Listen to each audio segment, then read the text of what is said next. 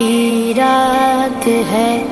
آج کی رات ہے، نور محفل پہ چادر تنی نور کی، نور پھیلا ہوا آج کی رات ہے، نور محفل پہ چادر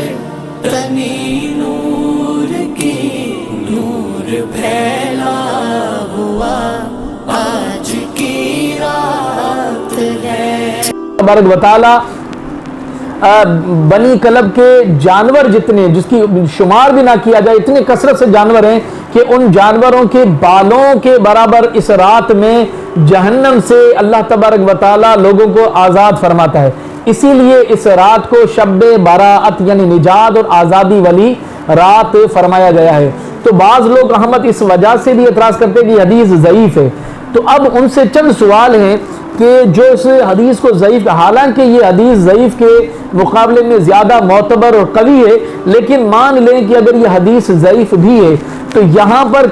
کوئی حرام یا حلال کا مسئلہ کوئی ثابت نہیں ہو رہا، بلکہ یہاں تو فضیلت بیان کی جا رہی ہے۔ تو آپ سب سے پہلے تو یہ ان سے سوال کریں کہ کیا اگر کسی حدیث کو آپ ضعیف قرار دیتے ہیں، یہ اصطلاح حدیث جو آپ بیان فرماتے ہیں کہ ضعیف ہے، تو کیا اللہ تبارک و تعالیٰ یا قرآن نے اس کو ضعیف قرار دیا؟ تو جواب ہوگا یقیناً نہیں۔ تو کیا نبی کریم علیہ السلام نے ارشاد فرمایا کہ میری یہ حدیث ضعیف ہے؟ یقیناً نہیں۔ تو کیا اس کو پھر ضعیف کس نے قرار دیا؟ تو اس حدیث کو ضعیف انہی علماء محدثین نے جو ہے نا، جو حدیث کے ماہرین ہیں، کہ جو حدیث پر کام کرتے ہیں، انہی نے یہ اصطلاح فرمائی کہ بعض ایسی جہتیں ہوتی ہیں اور بعض ایسے معاملات ہوتے ہیں کہ جس کی بنا پر اس حدیث کو تھوڑا کمزوری کے بنا پر ضعیف قرار دیا جاتا ہے۔ اس کا یہ مطلب نہیں کہ بالکل موضوع ہے یا من گڑت ہے، اس کی کوئی اصل نہیں، ایسا نہیں ہے، بلکہ اس کی سند کے اعتبار سے وہ اس کی چند جہتوں کے اعتبار سے کمزور قرار دیتے ہیں، لیکن انہی محدثین نے، یعنی جس کی اصطلاح کو آپ بیان فرما رہے ہیں، وہی علماء حدیث جو ہیں خود بیان فرماتے ہیں کہ جو ضعیف حدیث ہوتی ہے وہ فضائل میں معتبر ہو جاتی ہے۔ تو ضعف جو ہے فضائل میں معتبر ہو، اکابرین نے اسے دلائل اخذ کیے ہیں، اور یہاں تک کہ اگر وہ زیادہ ترک سے ثابت ہو تو وہ حسن کے درجے میں پہنچ جاتی ہے۔ اب اگر کوئی اس کا انکار کرے تو یقیناً اسے علماء سے رابطہ کرنا چاہیے۔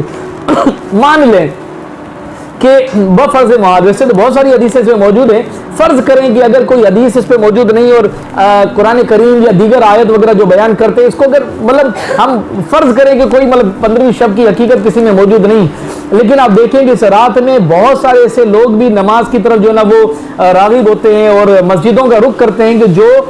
سارا سال نماز نہیں پڑھتے، بے نمازی بھی ہوتے ہیں، اس رات میں خاص غسل کر کے اور نماز مغرب ادا کرتے ہیں، اس کے بعد نفل ادا کرتے ہیں۔ تو کیا اس رات میں اللہ تبارک و تعالیٰ کی عبادت یعنی نماز نفل ادا کرنا جو مغرب کے بعد ہوتے ہیں، کیا وہ کوئی معاذ اللہ ناجائز ہے؟ کیا اس کے بعد جو نصف شعبان کی دعا پڑھی جاتی ہے اس کے اندر کوئی غیر شرعی الفاظ موجود ہے؟ کیا وہ پڑھنا ناجائز ہے؟ کیا سورہ یاسین کی تلاوت ناجائز ہے؟ معاذ اللہ عجیب و غریب قسم کے لوگ ہیں کہ لوگ مسجدوں کا رخ کریں، عبادتوں کا رخ کریں، توبہ کریں اللہ کی بارگاہ میں، قبرستان جاتے ہیں، یہاں تک کہ نبی کریم علیہ السلام جنت البقیع میں موجود تھے طوالت سے بچنے کے لیے۔ مختصر عرض کر دوں کہ اما عائشہ صدیقہ رضی اللہ تعالی عنہا نے حضور علیہ السلام کو جب جنت البقیع میں پایا تو حضور نے ارشاد فرمایا کہ عائشہ اس رات میں اللہ تبارک و تعالیٰ کی خاص رحمت متوجہ ہوتی ہے، آسمان دنیا پر صدا دیتی ہے، اور اس عظیم رات میں صبح صادق تک اللہ تبارک و تعالیٰ بنی کلب کے جانوروں کے بالوں کے برابر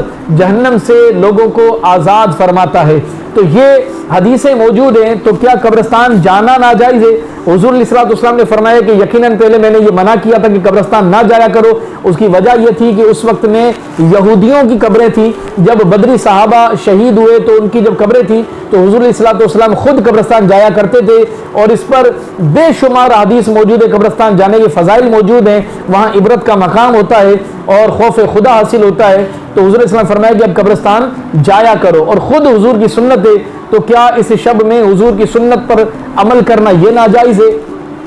تو جو اس رات کو معاذ اللہ کہتے ہیں اس کی کوئی حقیقت نہیں ہے، لغو ہے، ان کو خوف خدا اللہ مطلب نصیب فرمائے اور ہوش کے ناخن لینا چاہیے کہ اس طرح کی جو نا اپنی بکواس وہ بند کریں اور اللہ تبارک و تعالیٰ نے عقل سلیم عطا فرمائے۔ اگر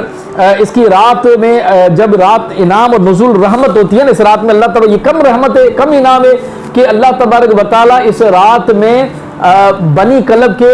جانوروں کے بالوں کے برابر جو ہے نا جہنم سے لوگوں کو آزاد فرماتا ہے۔ یہ کتنی عظیم مطلب نعمت اللہ کا انعام ہے۔ تو جس رات میں یا جس دن میں اللہ کی رحمت کا نزول ہو جائے اس رات کو مخصوص کرنا، بعض اس احمق اس وجہ سے بھی اعتراض کرتے ہیں کہ اچھا پھر آپ جو ہے نا اس رات میں ہی عبادتیں کیوں کرتے ہیں، تو دیگر کوئی رات مطلب عام دنوں میں تو کس نے منع کیا کہ مطلب دیگر راتوں میں نہ کیا جائے؟ لیکن بعض عوام میں یہ معروف اور مشہور ہو جاتا ہے کہ کسی چیز کا تعین کر لیا جاتا ہے، مخصوص کر لیا جاتا ہے۔ آپ مثال کے طور پہ پہلے نمازوں کے وقت کا بالکل منٹ اور سیکنڈ کا کوئی اعتبار نہیں ہوتا تھا، بلکہ جیسے ہی وقت شروع ہوتا تھا نماز کا، جب جماعت کے لوگ صحابہ جب موجود ہوتے تھے تو نماز کر لی جاتی تھی، تو آپ نے سیکنڈ اور 5 منٹ تک اور ایک ایک سیکنڈ کا اعتبار کرتے ہوئے اور جو ہے نا گھڑیاں نصب کر دیں اور اس اعتبار سے آپ نے تعین کر لیا کہ وقت پر ہی نماز کی جائے گی۔ اگر 5 منٹ پہلے کر دی جائے یا 5 منٹ بعد میں کر دی جائے اور وقت نماز کا موجود ہو تو یقیناً نماز ہو جاتی ہے، تو کوئی اس کا انکار نہیں کرے گا۔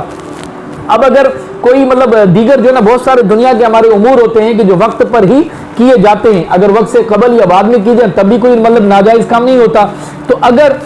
سال میں اس طرح کو بھی اہتمام کر دیا جائے، قبرستان میں اجتماعات مطلب منعقد ہوتے ہیں جس میں تلاوت کلام پاک کی جائے، نعت رسول مقبول سنائی جائے اور ذکر الہی کا جو ہے نا وہ ایک معاملہ ہو، تو کتنا مطلب ثواب ہو اور کتنے لوگ جو ہے نا وہ عبادتوں کی طرف اور اللہ کی طرف جو ہے نا وہ رجوع کریں گے، توبہ کریں گے۔ تو کیا اس رات میں آپ لوگوں کو عبادتوں سے روکیں گے، قبرستان جانے سے روکیں گے؟ نماز نوافل جو مغرب کے بعد یقیناً جو ہے نا وہ اوابین بھی پڑھے جاتے ہیں، اشراق ہیں، چاشت ہیں، بہت سارے نوافل جو ہے نا پڑھنے فضائل کے اندر شامل ہیں۔ تو اس کی شرعی حیثیت اس رات میں عبادتوں کی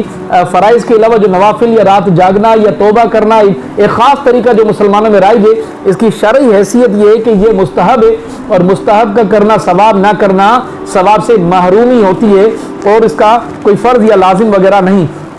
اچھا، جس رات میں اگر اللہ تبارک و تعالیٰ کی رحمت کا مطلب خاص انعام نازل ہو، اس رات کو مخصوص کرنا یہ بھی انبیاء کی سنت ہے۔ خود نبی کریم علیہ السلام جب مدینہ تشریف لائے مکے سے تو دیکھا کہ یہودیوں نے روزہ رکھا، تو حضور علیہ السلام نے فرمایا کہ آج یہودیوں نے روزہ کیوں رکھا؟ تو یہودیوں نے کہا کہ اس رات میں ہمیں اللہ تبارک و تعالیٰ نے یہ نام نازل فرمایا کہ اس رات میں حضرت موسیٰ کلیم اللہ علیہ نبینا علیہ السلام کو اللہ تبارک و تعالیٰ نے اور اس کے لشکر کو، حضرت موسیٰ کو فرعون اور اس کے لشکر سے آزادی فرمائی تھی۔ تو نبی کریم صلی اللہ علیہ وسلم نے فرمایا کہ موسیٰ کی رفاقت اختیار کرنے میں ہم تم سے زیادہ حقدار ہیں۔ تو نبی کریم صلی اللہ علیہ وسلم نے فرمایا کہ ہم بھی اس رات میں ہر سال روزہ رکھیں گے۔ چونکہ صحابہ اکرام مزاج رسول سے باخبر تھے کہ حضور یہودی یا کفار کی یعنی جو تشبیہ ہے اس کو مشابہت کو جناب پسند نہیں فرماتے، تو حضور صلی اللہ علیہ وسلم سے عرض کرنے لگے کہ یا رسول اللہ پھر تو یہودی کہیں گے ہم بھی روزہ رکھتے ہیں اور تم بھی روزہ رکھتے ہو، تو حضور نے فرمایا کہ یا تو ایک روزہ آگے بڑھا دیا جائے یا تو کم کر دیا جائے۔ اب آپ اندازہ لگائیے کہ جو انعام نازل ہوا کہ اللہ تبارک و تعالیٰ نے حضرت موسیٰ کو فرعون کے لشکر سے اور حضرت موسیٰ کے لشکر کو آزادی فرمائی، اس دن اللہ کی یہ نعمت حاصل ہوئی، تو اس نعمت کو ہر سال نبی کریم صلی اللہ تعالیٰ علیہ وآلہ وسلم روزہ رکھ کر اللہ کا شکرانہ ادا کیا کرتے تھے، اس دن کو مخصوص کر لیا۔ تو اسے بہت سارے دلائل موجود ہیں۔ بہرحال اللہ تبارک و تعالیٰ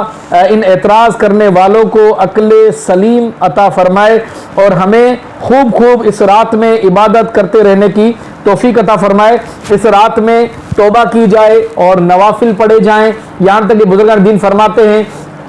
کہ قبرستان جب جائیں تو اچھی جو نا خوشبو آپ لگا کر جائیں، غسل کر جائیں، عبادتوں کی نیت کر کے جائیں اور خاص طور پر کثرت سے استغفار کی تسبیح پڑھیں، کہ اللہ تبارک و تعالیٰ کی جب رحمت وسیع ہوتی ہے اور اس وقت میں اللہ تبارک و تعالیٰ کی وسیع رحمت جو ہے نا آسمان دنیا پہ اپنی رحمت کے شان کے لائق جب ہماری طرف متوجہ ہوتی ہے کہ ہے کوئی بخشش کا طلب ہے اس کی بخشش کر دی جائے تو توبہ کثرت سے کریں. یقیناً ہم اللہ کی رحمت سے پر امید ہے کہ اس رات میں اللہ تبارک و تعالیٰ ہمیں بھی بخشش یافتہ بندوں میں شامل فرمائے گا. جہاں جہاں دینی پروگرام اجتماعات قبرستانوں میں اس رات میں منعقد ہوتے ہیں اس میں ضرور جایا کریں, اپنے بچوں کو لے کر جایا کریں. مغرب کے بعد جہاں پر نوافل ہوتے ہیں, صلاۃ التسبیح اور دیگر اس طرح کی عبادات کا اہتمام ہوتا ہے تو اس میں ضرور جایا کریں. اللہ تبارک و تعالی ہمیں اس رات میں خوب عبادت کرنے کی توفیق عطا فرمائے. وآخر دعوانا ان الحمد للہ رب العالمین.